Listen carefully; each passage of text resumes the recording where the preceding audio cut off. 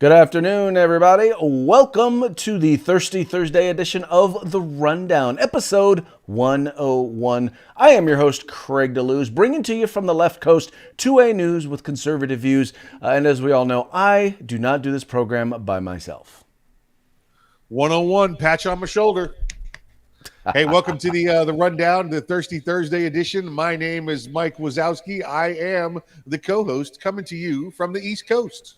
Okay, who called you Mike Pazowski? Listen, I got a phone call and it came in as unknown. And normally when I get those unknowns, it's from one of the companies I work with. And I was expecting a call from them. Otherwise, they don't answer unknown. And it came in and it asked about, hi, we're from blah, blah, blah business magazine. We'd like to make sure your address is correct. I'm like, who are you trying to call?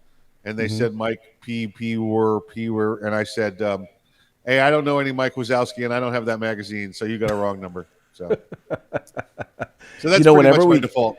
I am not Mike Wazowski. You are not Mike Wazowski. Whenever I get those calls, it comes up as on my phone as scam likely. Yes. And so that, my wife and I have kind of this thing. It's like, oh yeah, it's that broad scam likely. She keeps calling. I keep telling her I'm not interested in going out with it. Old scam likely. That's it. Yeah, you don't answer her call when your wife's around. Yeah, the unknown for me is a government number, so that's why I assumed it was such. So excellent. So Mike, it's Thirsty Thursday. Tomorrow evening we are going to be together in Detroit. Detroit, sir.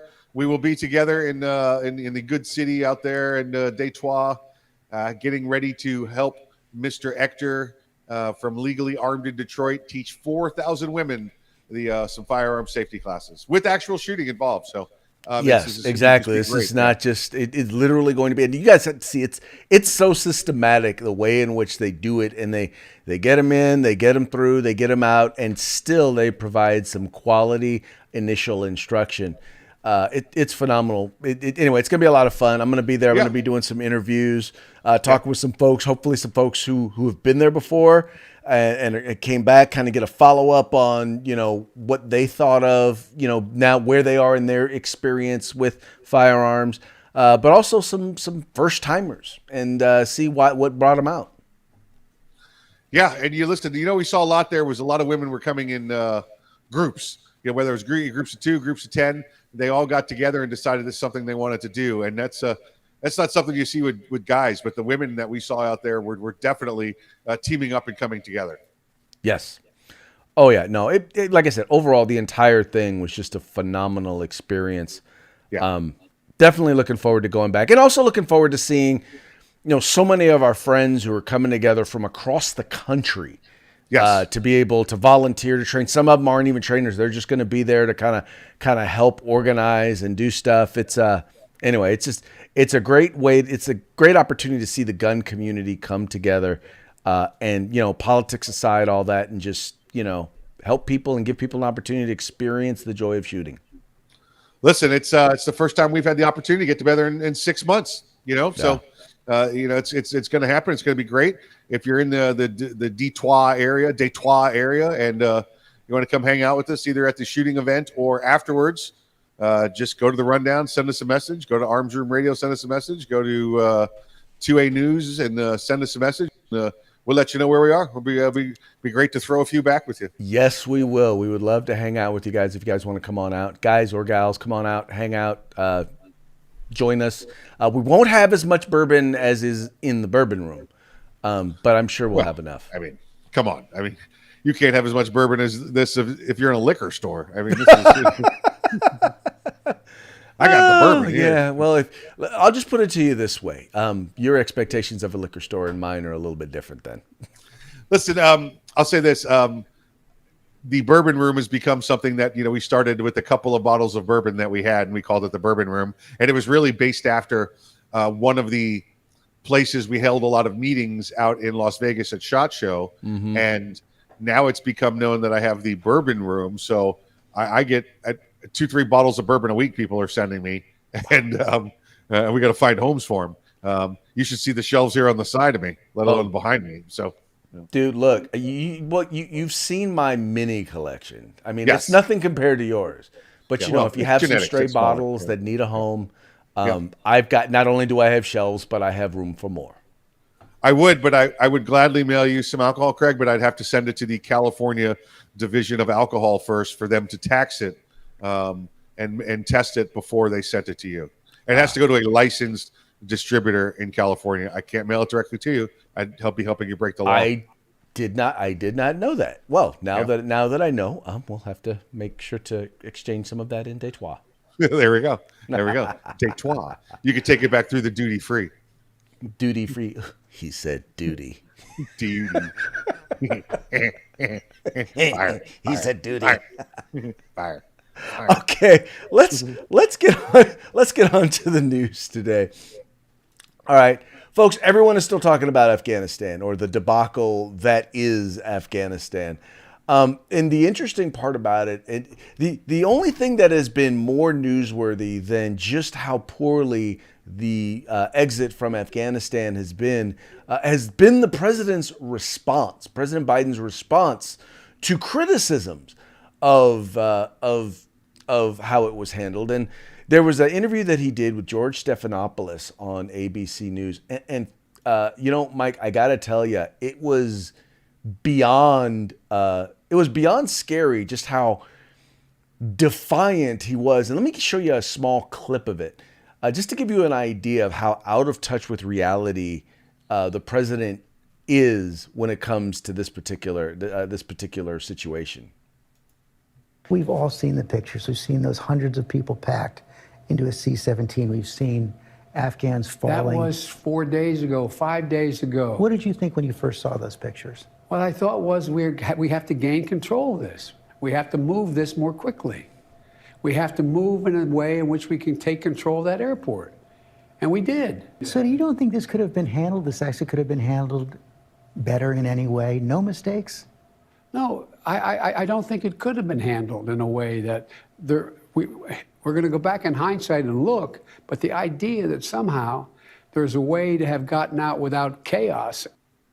So Mike here, he's basically saying, so these are pictures of people who are crammed into this thing. First of all, it was maybe a day or two before this interview took place. Yeah. So first of all, the question is, did he even know what day it was? No. But then on top of it, just this like treating it like, well, that was last year sort of an attitude. It's like, dude, this is happening right now. Nothing has changed from the situation that caused these people. There were people hanging out of the wheel well of airplanes. They were that scared of being killed because we turned on them. Yeah. Listen, does it sound familiar when somebody says it happened in the past? What difference does it make? Very Hillary-esque. Yep. Very Have you heard that from Hillary-esque. somebody else? Yep. It happened in the past. Craig, I have to tell you, looking at that picture inside the C-17, a couple of things noted that I saw when people had a conversation about it was it appears to be, I think they said it was like 630, 640 was the count of people they had in there. That it's all, if you took a look at it, military age fighting males, right? It's everybody 17 to 40 years old. There's no women, there's no children, there's no elderly people. These are the heroes of Afghanistan that could not stay and fight the Taliban and chose to flee their own families, their own women, their own children, their own elderly people, because that's the bravery you got going on amongst the Afghan people. This is what I told you about the other day, about the most worthless fighters you could ever find. Can't even call them fighters. Most worthless people wearing a uniform that you could ever find. This is the civilian population, probably the Afghan National Army and the Afghan National Police, stealing clothes from other people to get on that airplane. The second comment that I have for that picture, Craig, of all those people on that airplane, is that airplane will never smell the same again. Well, I got to tell you something about the way those people smell over there. It's just... That country has the highest airborne fecal content in the world. All right. And that's not by accident. Wow. Okay. Well, now, Mike, did you hear about the controversy over so there was this photo that was released by the White House via Twitter over the weekend, right?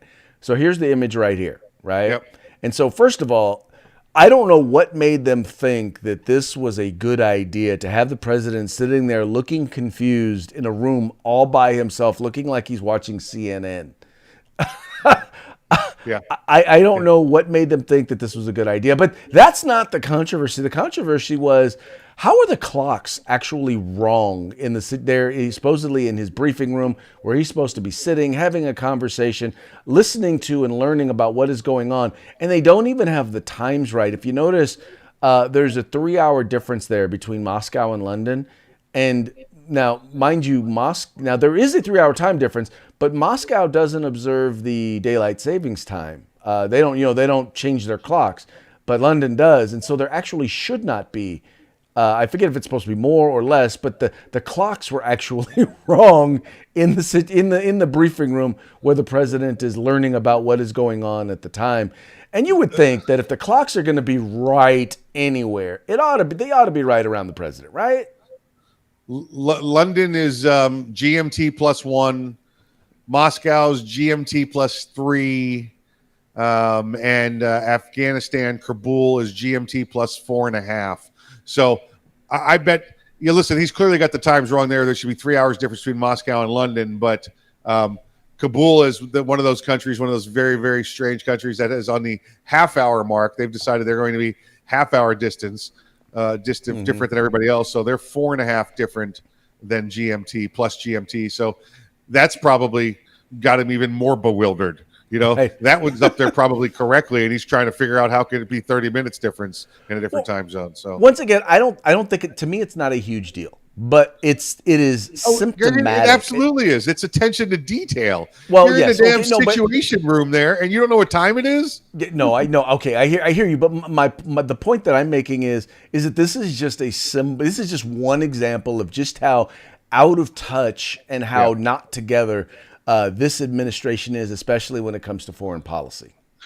Yeah, listen, you're right. You're right. But you want to talk about out of touch? Let's talk about our next topic here, and her role in the whole thing. Oh yeah. So there was an interview that was done with Ms. Harris on I think it was on CNN. Anyway, she was talking. They were talking about how decisions are basically made there in the Oval Office when it comes to foreign policy. And she makes it a point. She wants to be, supposedly the president wants her to be the last person in the room. Now, Mike, what does that mean, being the last person in the room when a big decision is being made? And I kind of know the history on this. When Obama was president, he used to bring Sleepy Joe in as the last guy in the room. The theory that Obama sold Biden on was, what we're going to do is bring my advisors in and all of my people and all of my staff, and we're going to make this decision. And then, Joe, we're going to bring you in as the last person in the room as the sanity check to make sure everything is correct, to make sure we didn't miss anything. When what he really meant was, Joe, no matter what this country does, we're going to make sure you're the last one to come in on it. All right. You're the last guy we want to hear from, Joe. Wink, wink, nod, nod. Well, that's what Joe's doing to Kamala now. Listen, we're going to do these big policy decisions, and you're going to be the last one to know. Not even the last one in the room to make it sound like it was a sanity check. She's just going to be the last one to know. Well, but it's not good. It's not good either way, because either it's the way in which you said, where it's like, look, we're just going to be the last person. You're going to be the last person we read in after we've already made our decision. Yep. Or she's the one that's supposed to be making the sanity checks, and it never occurred to her, getting all of the information that they have, that how they were planning on getting out was a bad idea. Yeah. I mean, because there was tons of information, there was tons of opportunity, tons of people had talked to the administration and talked to the media about what was going to happen as soon as we started just pulling out. Listen, when Jim Acosta at CNN turns on the Democrats for their handling of what's going on in Afghanistan, they should probably go, could we review this? Could we take another look at this again, just to be sure? It's absolutely amazing. Yeah, and she literally was the last one to know, because the last one to tell her. And listen, Joe might have been the last one to know too. He's clearly not planning these things on his own. He probably forgot, and then they had to tell him again. Exactly right. Maybe that's why she's the last one in the room. ago. It's her job to remind him of what they talked about and what they're about to do. I see them getting his signature on a lot of things. Mr. President, sign here that you agree, and then they walk away. Because they know he's going to forget in 10 minutes, but they can go, no, look, the president signed the order. So, crazy stuff. Yep. Okay, moving right along. Mayor DeBlasio. Now, you guys all know Mayor DeBlasio. He is the outgoing mayor of the city of New York. He's decided that on his way out, he's going to implement a program. One that has been implemented in several cities across the country, by the way, including the city of Sacramento, the city of Stockton, several cities here in California, where they identify, because mind you, when it comes to, in particular, violence or gang violence or gun violence or violence involving firearms, they already know about 70 to 75% of the people who are likely to be involved and engaged in these crimes. And rather than surveil them or rather than keep an eye on them or arrest them when they do commit the crime, they've decided that the best way to handle this is to go out and create this program to get people away from gangs, away from drugs, and away from the violence that's associated with them, and then put them on the payroll, basically to pay them. In this case, $1,000. I think it's $1,000 or $1,000 a month, but to pay them to be a part of a program, basically to not commit violent crimes. Basically, they're paying people to not be criminals. This is about the stupidest thing I've ever heard in my life. We're going to give them $1,000.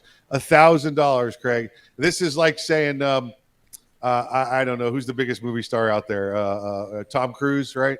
Is that accurate? Hey, Tom Cruise, you make $30 million a movie, but we're going to give you $1,000 a day if you come act for us and don't act for those other people. Because, we want you to do what we want you to do, not what you want to do. It's ridiculous. $1,000 a day to these bangers is nothing. Okay. They could take that gun out and do whatever they want with it. The usual suspects, Craig, you described them as, you know how we know that? Because they've committed these crimes many times before. They've been caught with the gun many times before. Their encounters with the police have showed these guns many times before. They go in and out of jail. You already see the money that changes hands that you've seized off of them that they use when they bring their lawyers in to get them out of jail for post and bond or whatever else. And you think $1,000 a day is going to make any difference at all? You might as well just take that money, put it in a burn barrel, right, and light whatever you're smoking with it. Well, because it's not going to have a damn bit to do except taking more money away from the citizens. Let me tell you the experience that they had in Stockton, California. They instituted this program, and then murders went up 60%. Yeah. So it was not very successful. Now, I will say this, and this is the one bright spot of this idea. And I think the idea is a stupid idea, but it is at least a recognition that when it comes to this violence, it's not a gun problem, it's a people problem. That's the only bright spot that I will say, that at least it is a recognition that it is a people problem. Right. Well, and what's the government's answer to it? Even though they finally may have figured out it's a people problem, the answer is still throw money at it. Throw money at it. Right. Well, and the worst part is it's a pittance amount of money too. Yeah. Trust me, you are right. They are earning more money. They are earning more money committing the crimes than they are in the money that's being afforded to them in this particular program. Craig, we've talked about it before with the whole the evening or midnight basketball league, whatever you want to call it. First off, I think doing the basketball league is pretty racist to say we have to have basketball if we're going to have sports for inner city kids. Why not build a sports complex? Why not build a Y or something like that for them? Why give them these $1,000 handouts for them to go do whatever the hell they want to? Why don't we provide actual real infrastructure, since we have a damn infrastructure bill pending, and build these kind of items for them? Right. Give them alternatives and stuff they can do instead of hanging out on the street corner. How about a sports center? How about a sports center with night school in it? How about that? How about something like that? How about a community college? So you can earn degrees in there as well as that high school degree if you have to. How about real infrastructure with real guidance and real mentorship? Because that would be a real solution, and we don't do that in government. Nope. We don't do that, especially not in liberal government. Liberal cities, we don't do real solutions. We throw money at it. Yep. Exactly right. We steal from the law-abiding and we give it to the criminals. That's what we do. Exactly right. And thank you again, President Biden, for giving more money to Florida. So we like we love that COVID money. Keep sending it. Like that COVID money. All right. Moving right along. All right. So the situation going on in Miami, there was a police officer, and after they had a pretty big sting. By the way, Mike, you want to talk about this one? You want to lead on this one? This is a great one. Let's throw the photo up. I mean, this is okay. This officer has been suspended. Now, I want you to take a look at this photo, and I want you to tell me, think about it for a second. Which officer do you think is suspended and under investigation, and why do you think he's under investigation? Anyone? Bueller? Mikey? What do you think, Mikey? Listen, take a look at these guys. These are some white officers, some Hispanic officers. And I'm just going to generalize that because of the colors of their skin. All right, I can't tell if middle guy there or guy on the far right might have some other ethnicity in them, but I'm going to guess white and Hispanic mostly in this group. But guess what? It's Miami. That's what most people are in Miami. If you take a look at the profile of the city, but that officer on the far right, Craig, has now been suspended for white power. White power. Okay. Look, I zoomed it in a little bit for you. Can you see that? Yep. White power. Now, I guess the people in Miami, and this is the woke folk, right? We all know this. And their new loser chief Acevedo, by the way, who's been fired from 2 other police administration jobs, ended up in Miami because I guess they don't know how to do a background check and find out he's been fired from 2 other law enforcement agencies. So he thinks that that's white power. Now, okay, that's not how they do the white power sign, Craig. The white power sign is straight up and down. Let me see if I can do this. Because look, when you do that, it's a W and a P. Okay, So it's not this because that's not a W and a P, all right? Oh, by the way, it's not this one when you do it below the waist, because that means I get to punch you because you looked because I did it below the waist. Major look. That's the major look one. You know what it is when you do it sideways? You know what it is when you do it twice sideways? It says 3%. Remember the 3%, okay? Right. I am here to fight for my nation. I'm here to uphold my oath. I am up here to uphold the Constitution. I am one of the 3%, which gets its reference from the actual number of people that picked up firearms, active frontline soldiers during the American Revolution, that 3%. We know that it was much more than that were involved, but it was 3% that picked up the rifle and stood in front of the British, okay? 3%. That's what that means. Well, Mike, the thing is that it has a whole bunch of meanings. There are a number of organizations. Let's put the Bloods use it as a symbol. Yeah, I mean, it could be East Coast, it could be West Coast. I get that. Right. It could be all of that. The fraternity I'm in, Kappa Alpha Psi, we do it like this, and we do it like this. Right. It's a symbol that a lot of people use, but it's funny because if you're a cop and you use it, or if you're a white male or white person and you use it, it automatically means white supremacy. And it's odd because, you see other people use it and then you're like, well, no one's saying anything when they do it. Obama's done it. Members of the NBA, every time they shoot a 3, this is what they do, right? Yep. Every time they make a 3, they go, they put their stuff up like that. But yet and still, once again, it's not considered white supremacy. It's just, honestly, it is idiotic. And here's the thing. If you are looking for racism, you will see it everywhere you are. If you believe that there is systemic racism all throughout society, you will see it wherever you go. And that's what we're dealing with is the woke left, who once again wants to see racism in every single thing, make every single problem a problem of race and racism. And the fact is that I'm not saying racism doesn't exist. I'm not saying that there is none.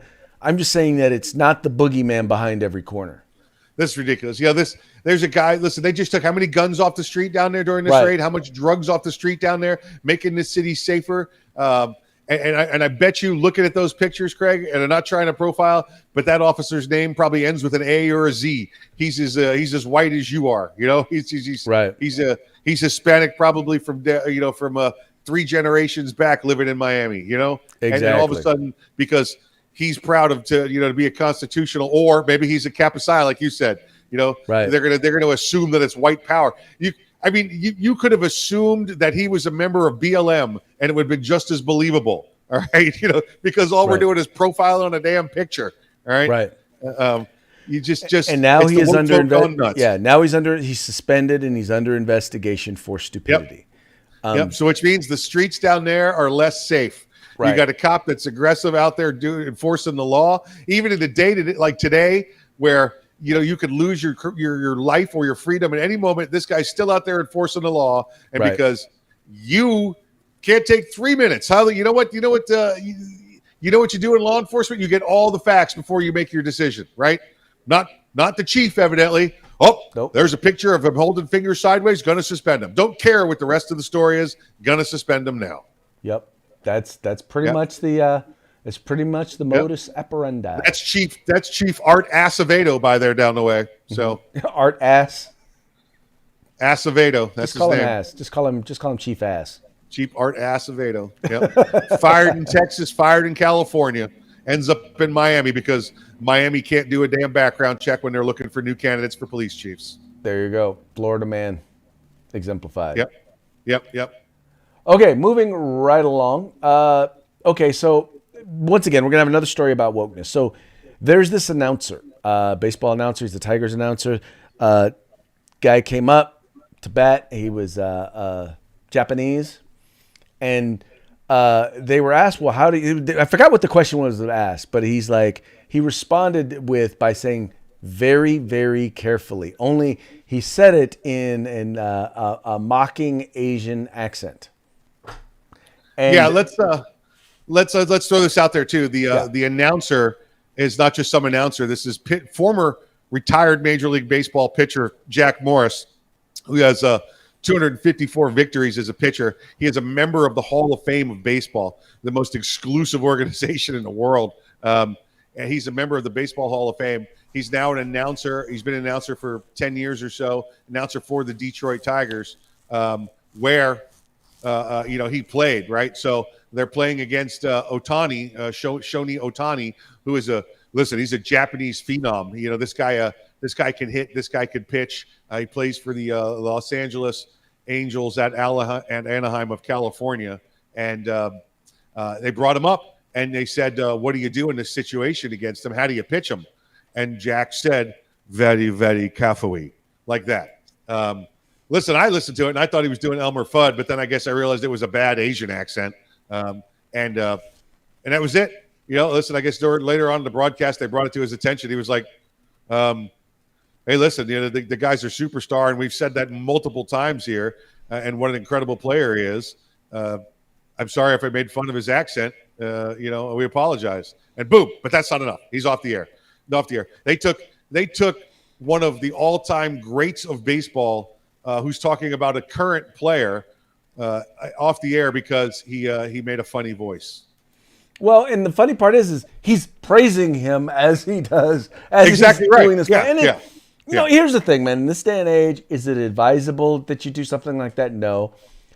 But here's the funny part is that so then every single time anybody in media, any black dude in media makes fun of or Latino makes fun of a white accent, should they then be suspended or fired or whatever under investigation as well?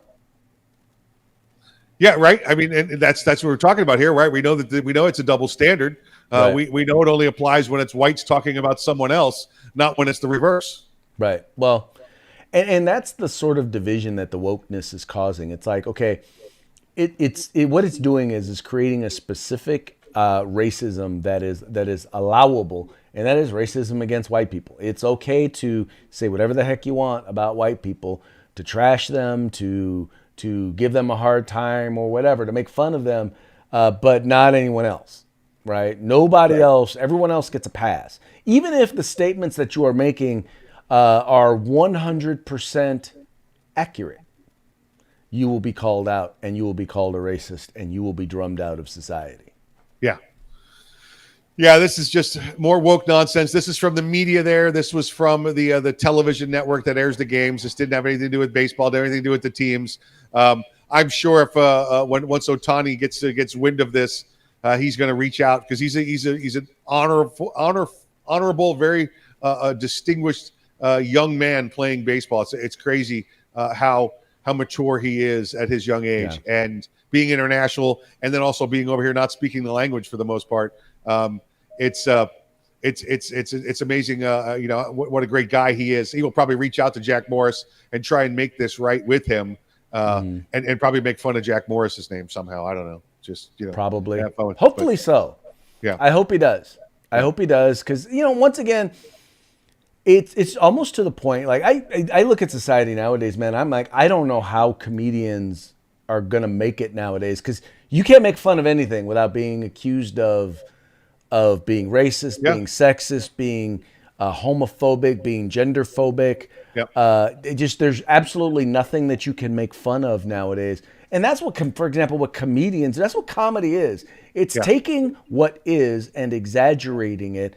And to a certain degree mocking it so that you can point it out using humor to point out real life.